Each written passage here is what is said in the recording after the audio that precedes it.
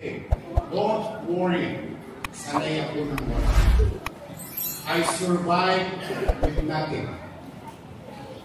With whatever we have right now, sisinupin. Natustusan yung mga proyektong mahalaga. At bago tayo pumunta sa mga luho,